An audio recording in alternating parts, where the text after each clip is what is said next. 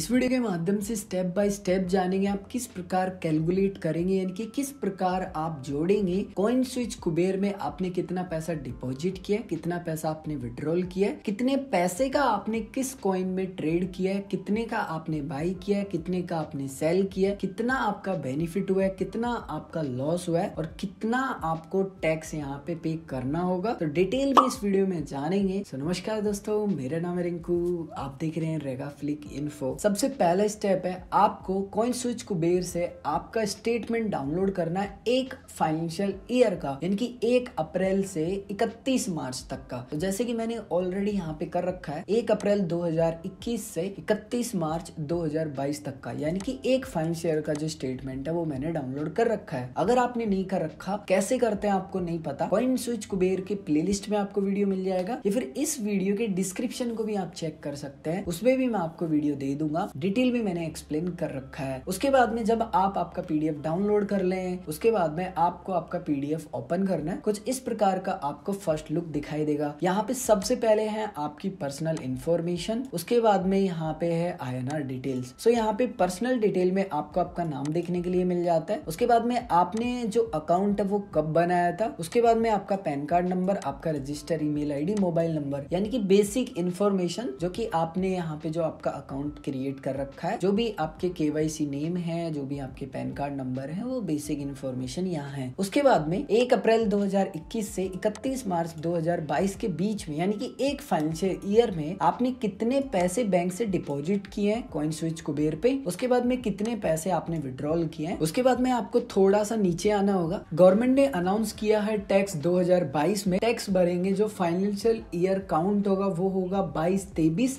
But यहाँ पे मैं आपको एक्सप्लेन कर रहा हूँ सिर्फ। सो आप ये मत सोचिएगा कि आपको 21-22 वाले में टैक्स देना है, आपको 22-23 वाले फाइनेंशियल ईयर में ऐसे ही कैलकुलेट करना है और जो भी टैक्स बनता है वो आपको पे करना है। यहाँ पे आप जिस भी कॉइन में ट्रेड करेंगे वो आपको अलग अलग एक रो में देखने के लिए मिल जाएगा, यानी कि अलग अलग जो कॉलम है उसमें आपको देखने के लिए मिल जाएगा। किचड़ पिचड़ बिल्कुल भी नहीं होगा। यहाँ पे आप देखेंगे सबसे पहले है बिटकॉइन का, यहाँ पे लिखा है बिटकॉइन, फिर लिखा है शॉर्ट फॉर्म, उसके बाद में लिखा है ट्रेड हिस्ट्री। देखिए मैं आपको बहुत डिटेल में एक्सप्लेन कर रहा हूँ, समझने की कोशिश कीजिए। सबसे पहले है ऑर्डर टाइप। ऑर्डर टाइप का मतलब है कि आपने बिटकॉइन को बाई किया है या फिर सेल किया है। सो यहाँ पे सबसे पहले लिखा है सेल सेल सेल, यानी कि मैंने बेचे हैं वो। उसके बाद में बाई किया, उसी तरीके से नीचे है, ठीक है। उसके बाद में टाइम है, सो मैंने कितने बजे यहाँ पे बाई किया था, ठीक है। उसके बाद में यहाँ पे डेट मिल जाता है। उसके बाद में वॉल्यूम। वॉल्यूम का मतलब होता है कि आप किसी भी कॉइन को कितना बाई कर रहे हैं और कितना सेल कर रहे हैं। तो जैसे आप यहाँ सेल देखेंगे तो ये टाइम है और ये डेट है। उस दिन मैंने इतना जो कॉइन है वो बेचा था, किस रेट पे बेचा था, यानी कि प्राइस क्या था, और मैंने जो अमाउंट बेचा है, यानी कि वॉल्यूम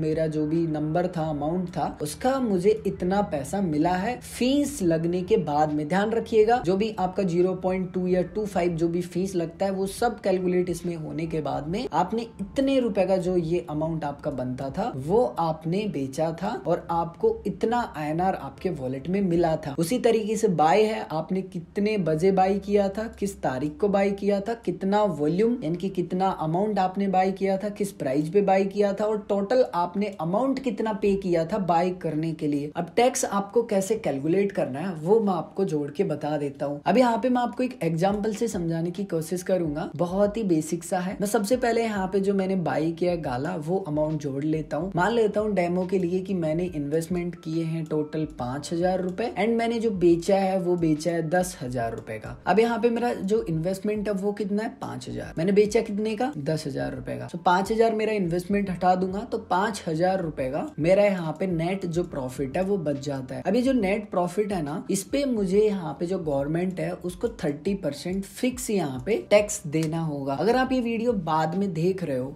जुलाई के बाद या फिर आप 2 जुलाई 3 जुलाई को देख रहे हो सकता है कि जो TDS है वो अप्लाई ना हो उस समय, क्योंकि जो TDS है उसको इम्प्लीमेंट एक्सचेंज कैसे करेंगे नहीं पता, क्योंकि जो TDS है वो एक्सचेंज काटेगा, यूजर नहीं काटेगा। एंड जो ऑर्डर बुक है वो एक्सचेंज को तो पता होता है कि किसका ऑर्डर बुक है, बट काटना, गवर्नमेंट को जमा करना बहुत कॉम्प्लिकेटेड है। खैर वो जब सिंपली अप्लाई होगा तब हम उस पर बात करेंगे। सो जब भी आप ITR रिटर्न फाइल करेंगे उस समय आप जो 1% TDS आपका कट रहा है उसको आप क्लेम कर सकते हो। सो जो 1% TDS है वो आपका बाय पे नहीं कटेगा, सेल पे कटेगा। आपका जितना भी अमाउंट होगा सेलिंग का उस पे 1% TDS एक्सचेंज काट लेगा। अब यहाँ पे दूसरा केस में क्या होता है, पहले केस में तो आपको 5,000 रुपए का प्रॉफिट हो गया, लेकिन दूसरे केस में क्या होता है, हम किसी कॉइन को ले लेते हैं, यहाँ पे मैटिक को ले लेते हैं, ठीक है। अब यहाँ पे पहले केस में तो हमें क्या हुआ, 5,000 रुपए का प्रॉफिट हो गया, ठीक है। मैं यहाँ पे लिख लेता हूँ एक बार, 5,000 रुपए का हमको यहाँ पे जो प्रॉफिट है वो हो गया था एक कॉइन में, ठीक है। वो कोई भी कॉइन हो उससे मैटर नहीं करेगा यहाँ पे। अब यहाँ पे क्या होता है, हमने मैटिक में ट्रेड लिया, ठीक है। तो मैटिक में मान लीजिए मैंने इन्वेस्ट किए थे 6,000 रुपए, मेरा जो इन्वेस्टमेंट था वो था 6,000 रुपए का, लेकिन मैंने जो मैटिक है सिंपली वो बेचा लगभग 5,000 रुपए में, ठीक है। सो यहाँ पे मैं लिख लेता हूँ 5,000 रुपए। सो यहाँ पे मेरा इन्वेस्टमेंट कितना है, 6,000, बेचा कितने का, 5,000 का। लॉस कितना हो गया यहाँ पे, मुझे 1,000 रुपए का नेट सिंपली मुझे जो लॉस है वो यहाँ पे झेलना पड़ा। अब आपका जो 5,000 बेनिफिट है ना, उसके साथ आप इस लॉस को सिंपली सेट ऑफ नहीं कर सकते हो। यानी कि आप ये नहीं कह सकते हो कि मैंने पहले तो 5,000 कमाया लेकिन मैंने एक कॉइन में गलती से 1,000 रुपए गवा दिया, तो मैं 4,000 रुपए का सिंपली जो अमाउंट है उस पे ही जो 30% टैक्स है वो दूंगा। सो ऐसा नहीं है, आपको पूरा 5,000 रुपए पे देना होगा। यहाँ पे ना मैं आपको एक एग्जांपल देना चाहूंगा जो कि आपको बहुत इजी लगेगा। मान लीजिए आपने बहुत सारे ट्रेड किया, आपने मैटिक में किया, आपने ICP में किया, आपने ट्रॉन में किया, बिटकॉइन, इथेरियम, डॉट, लिंक, किसी में भी किया और आपने टोटल 1 लाख रुपए प्रॉफिट कर लिया। अब एक दिन आपका पता नहीं मन क्या कर रहा था कि आपने किसी ऐसे कॉइन में लगा दी जिसका कुछ अता पता नहीं था और वो 1 लाख रुपए आपका जीरो हो गया, ठीक है। अब आप क्या कहोगे कि यार मैंने तो मेरा लॉस बिल्कुल जीरो कर लिया, मैं तो लाइबल ही नहीं हूँ टैक्स के लिए। बट गवर्नमेंट की पॉलिसी के अनुसार जो फिलहाल एग्जिस्ट करती है, ठीक है, उनके अनुसार वो आपकी गलती है, वो आपकी रिस्पॉन्सिबिलिटी है कि आपने जीरो किया है। गवर्नमेंट को उससे कुछ भी लेना देना नहीं है। अगर आपने जीरो भी नहीं किया होता तब भी आपको 1 लाख पे टैक्स देना था, आप खुशी खुशी दे देते, आपने पैसा कमाया था, 30% आप टैक्स दे देते, कोई टेंशन नहीं थी। बट अब आपने जीरो कर लिया है तब भी आपको 1 लाख पे 30% टैक्स देना है। आप जो भी ट्रेड कर रहे हैं आप प्रॉपर अपना जो रिस्क मैनेजमेंट है वो करके चले एंड ऐसा ही ट्रेड करें जिसमें आपको बेनिफिट और लॉस होने के चांसेस ना हो। अगर आपने एक बार किसी भी कॉइन में बेनिफिट कर लिया, आप टैक्स के लिए एलिजिबल हो, यानी कि टैक्स पे करना ही है। जितना मर्जी फिर आप लॉस कर लो किसी भी कॉइन में, यानी कि बेनिफिट को